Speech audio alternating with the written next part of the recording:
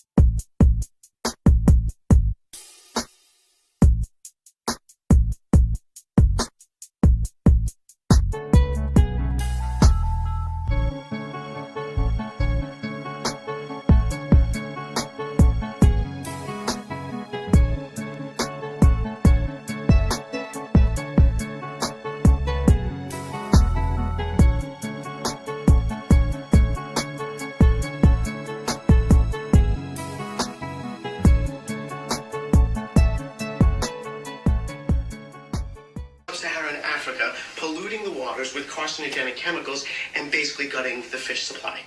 Which means instead of malaria, we're now heading for famine. Okay, before we go to worst case scenario. Not worst case scenario, Blake. This is happening now. Look.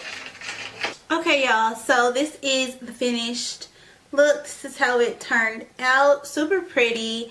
I love how I did the layers around the face. Like, it just fell exactly how I wanted it to fall. And yeah, like, this is the ends. So I wanted it to go from like really light to like a medium, like, you know, brownish blonde, and then just be like really light around my face area. I really like how the color turned out. And it does have a couple of highlights throughout, you know, the top portion. Not too much, not too little, just right. I just love how it turned out. I did film me coloring it, so that should have been at the beginning of the video for you guys. You guys always ask me to film how I got the color, so I filmed that for you. Yeah, I really enjoyed this. I'm really enjoying this hair. This hair is from Allove hair. It did shed a little bit after coloring, but it didn't. It was soft, so soft before, and it's still soft. I don't have anything bad to say about the hair. 180 density. I have a medium cap, and this is just their regular body wave hair, so nothing special. It is a 13x6 frontal, so it goes back 6 inches instead of 4. Yeah, other than that, baby girl, this is the end of the video. You know what I'm saying? So I love y'all, and I hope y'all enjoyed it.